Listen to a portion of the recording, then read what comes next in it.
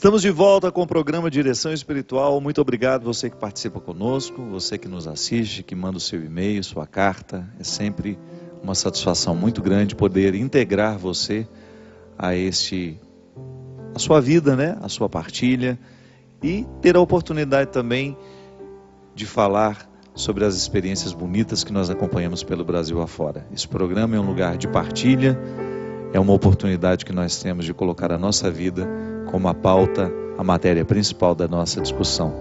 Boa noite, seu Christian. Muito obrigado pela sua presença mais uma vez. Eu gostaria de convidar você que nos assiste, você que nos acompanha, para estar conosco numa peregrinação que faremos do dia 17 de novembro até o dia 27.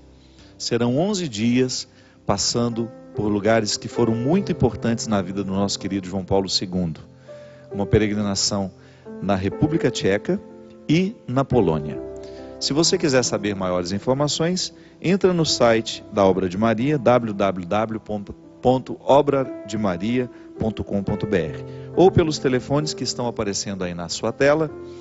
Você pode ligar em Recife, 81 3081 47 49, ou em Cachoeira Paulista, 012 3186 2055, ou em São Paulo, 11 3277 0158. Vai ser uma viagem muito especial. Nós vamos aproveitar este ano da canonização de João Paulo II e queremos fazer esse roteiro. Passaremos também na terra de Madre Faustina, nesse lugar tão importante para a Divina Misericórdia, essa devoção à Divina Misericórdia, que tem feito tão bem ao coração do povo, né? Eu sempre digo que se uma pessoa faz a experiência da misericórdia de Deus, o processo de fé dela está garantido. A gente falou aqui no início, né? A gente começou toda essa primeira parte do programa falando do quão é importante a gente acreditar em Deus, porque acreditar em Deus nos faz acreditar em nós também.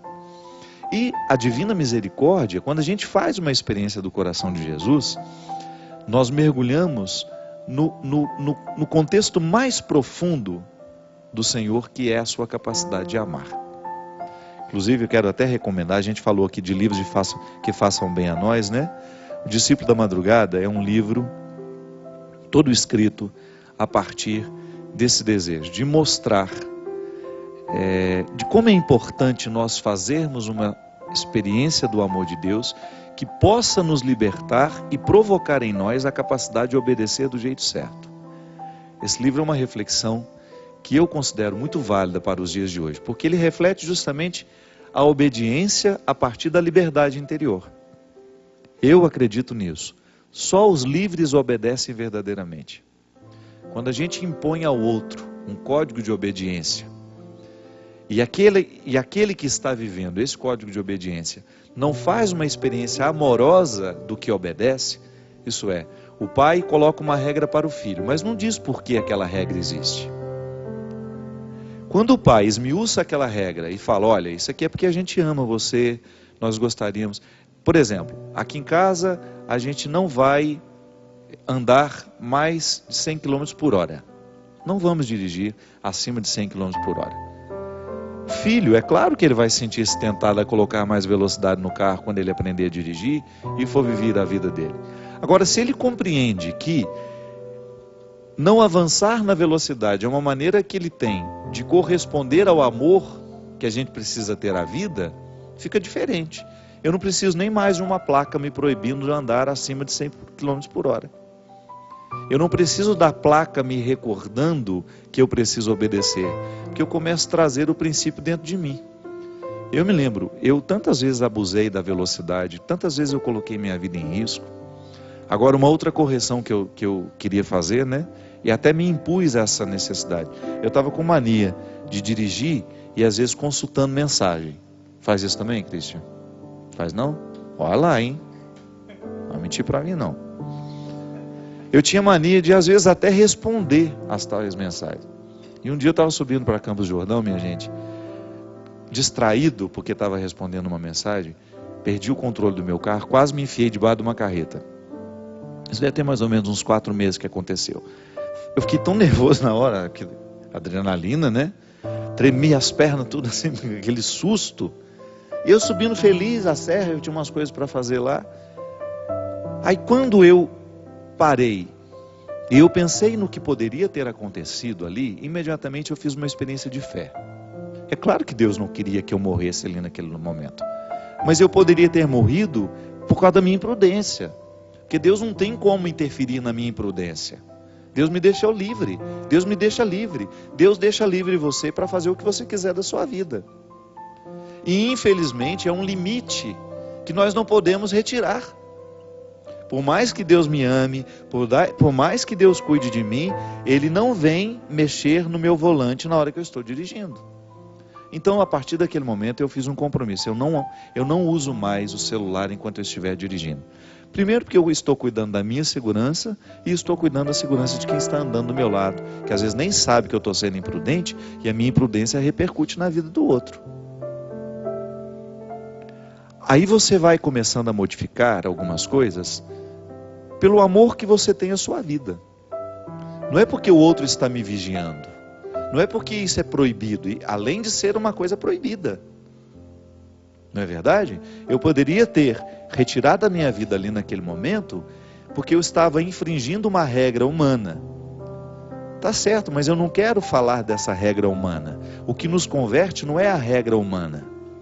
O que nos converte é o significado espiritual das regras humanas.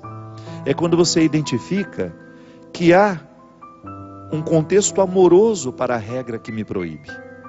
Isso é muito interessante. Você entender que Deus te protege no momento em que diz não. Um pai protege um filho no momento em que diz não para ele. Às vezes, quando a gente ama, a gente tem uma tendência a dizer sim a tudo, porque a gente quer agradar. A gente tem essa ilusão de que o filho não pode ser contrariado. Sobretudo pais que tiveram condições muito desfavoráveis na infância e que depois adquiriram bens, tiveram condições, melhoraram as condições de vida.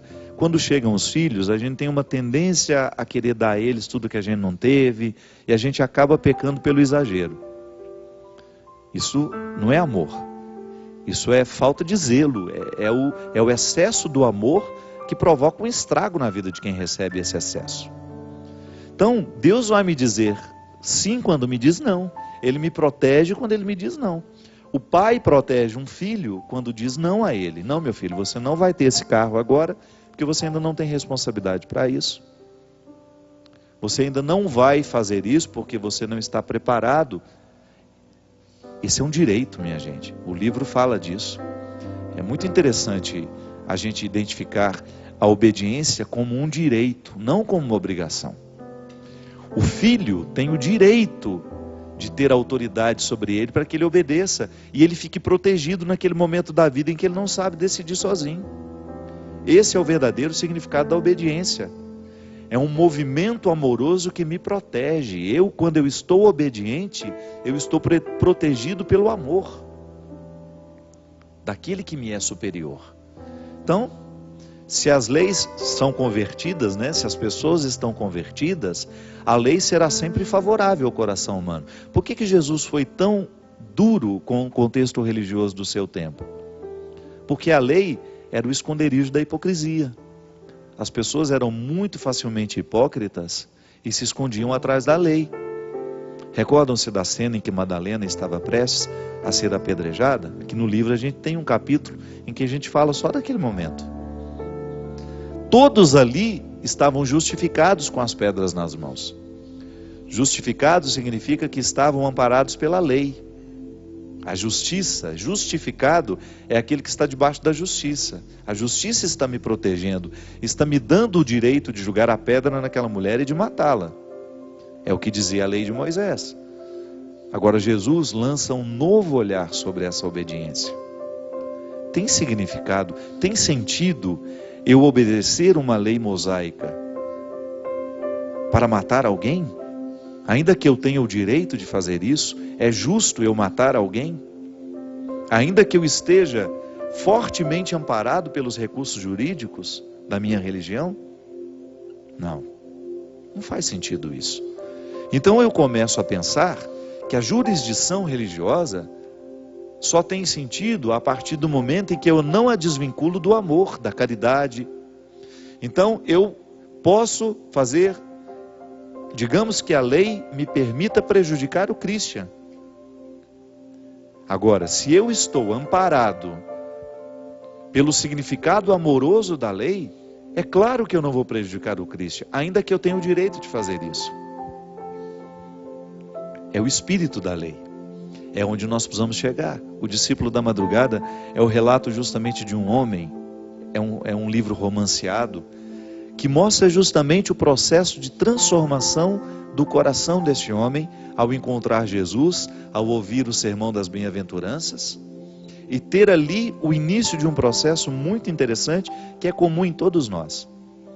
Quando você começa a perceber que não basta obedecer, porque senão essa obediência dura 2, 3, 4 dias, 5 anos, sei lá, o tempo que a gente consegue ser obediente, e depois assim, a gente se desprende, a gente se liberta e vai fazer tudo errado, porque a lei não ficou escrita dentro de nós. A lei que nos transforma não é a que está escrita de fora.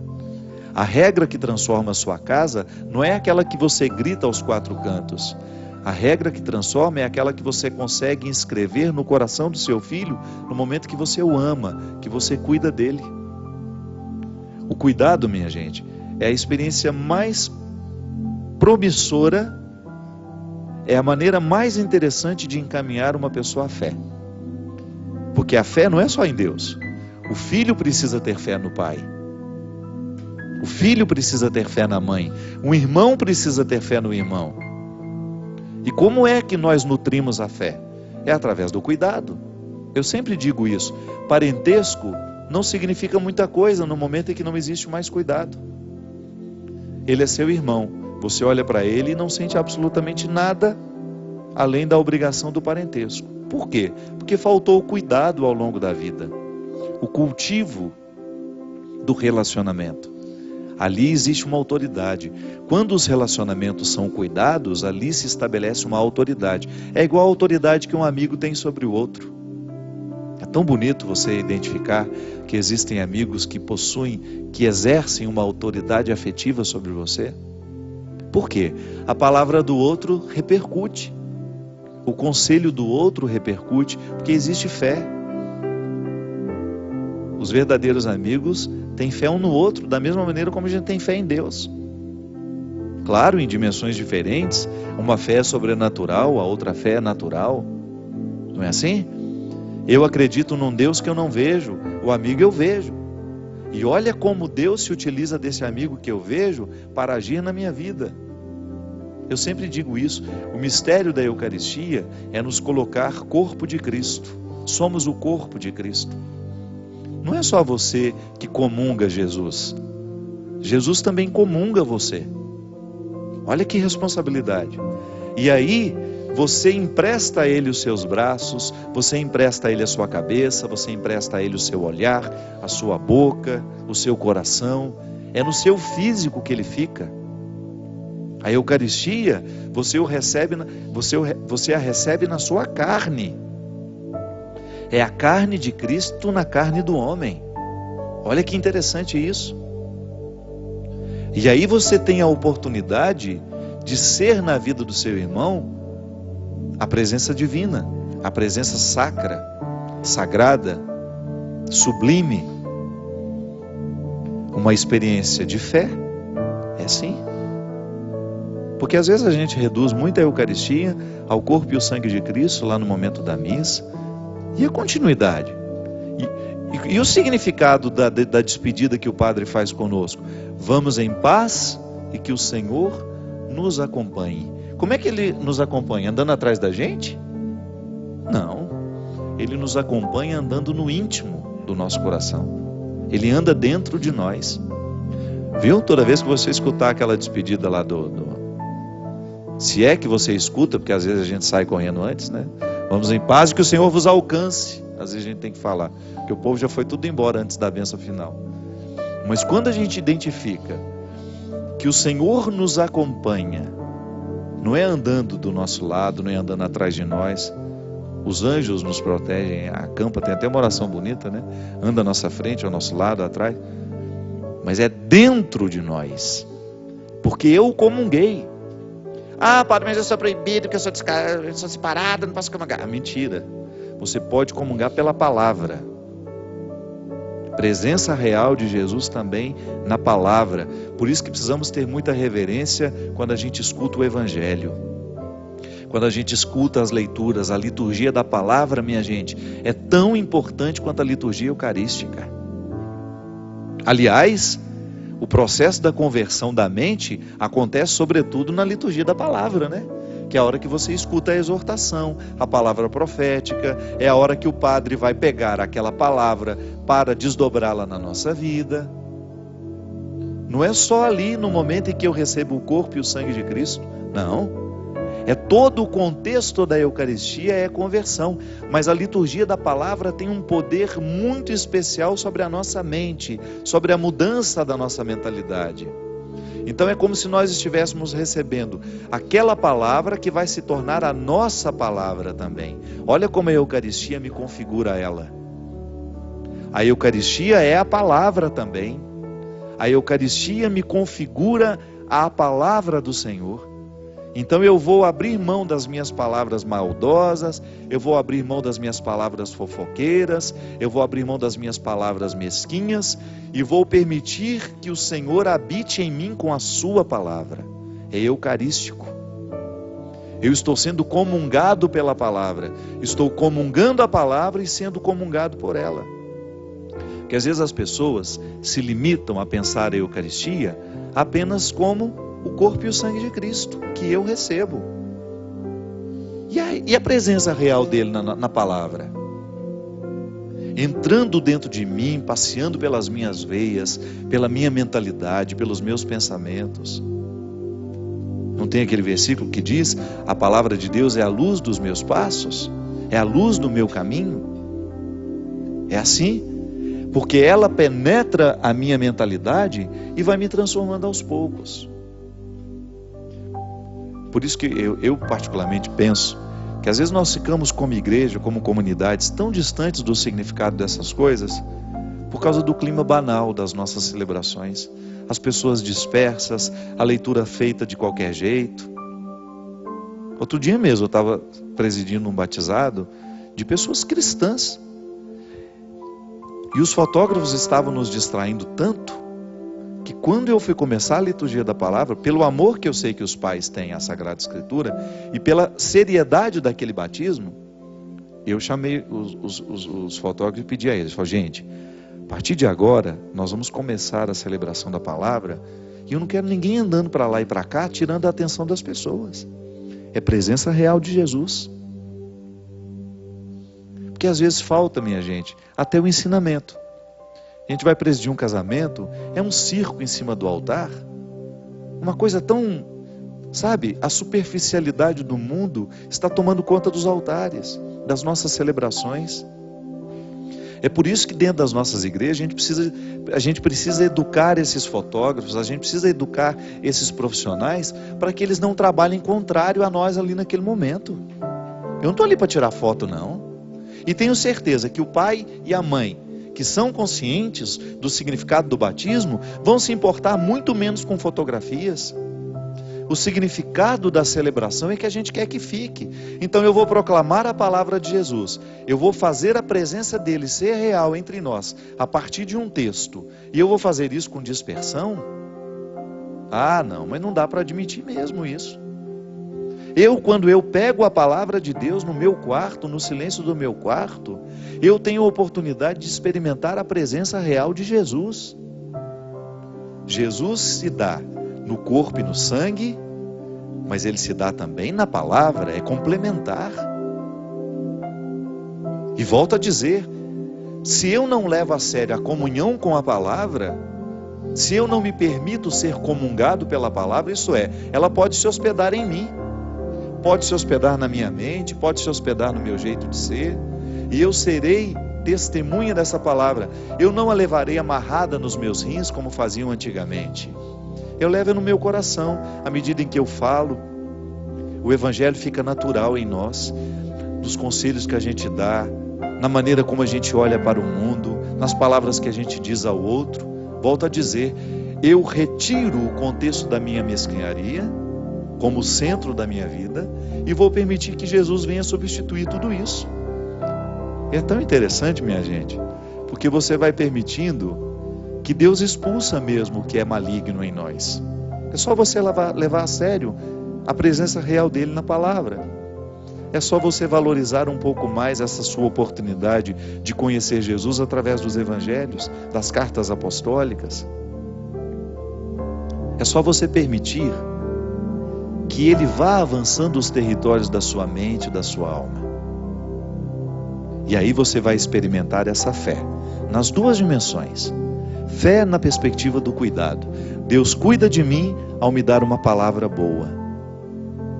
Deus cuida de mim ao me dar a oportunidade de conhecer o coração do seu filho.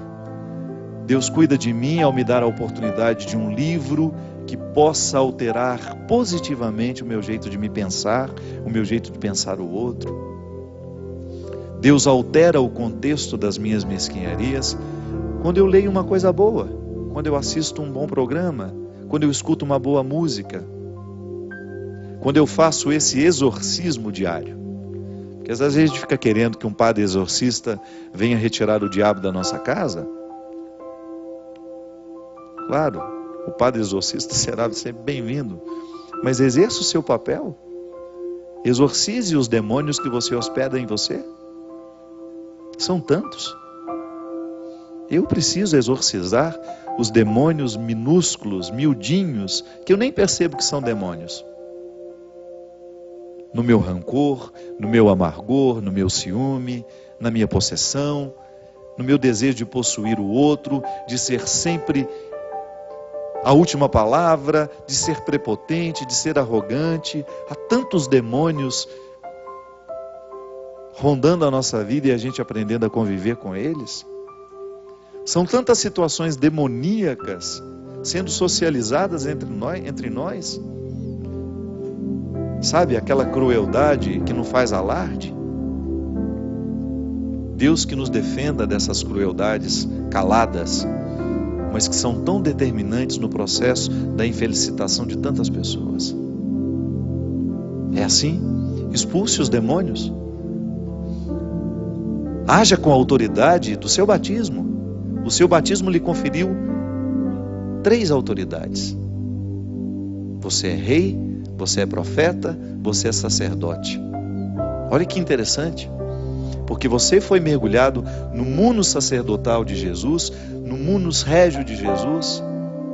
Você recebe isso, você foi mergulhado no mistério do Cristo. O Cristo está em você, Ele se hospeda em você. E é a partir da autoridade dele que você manda embora todos os demônios que estão hospedando você hoje.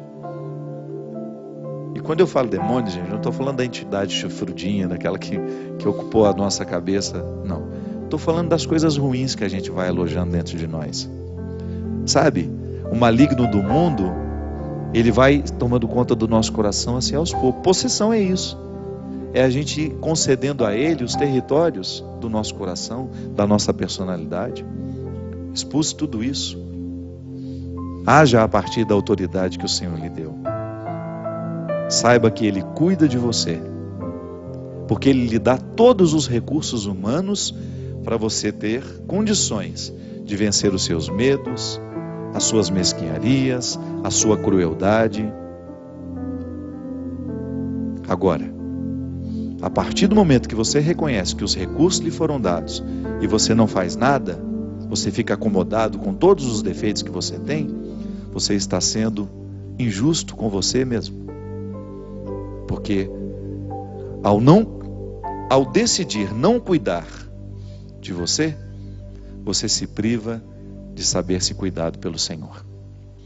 A verdadeira experiência de fé é a que nos coloca neste prisma. Estamos entre o céu e a terra. E é neste intervalo que nós podemos antecipar a eternidade. Derrame sobre nós, sobre o nosso coração, sobre a nossa casa, a bênção e a proteção do céu, do Deus Todo-Poderoso, Pai, Filho e Espírito Santo. Amém. Até a semana que vem, se Deus quiser.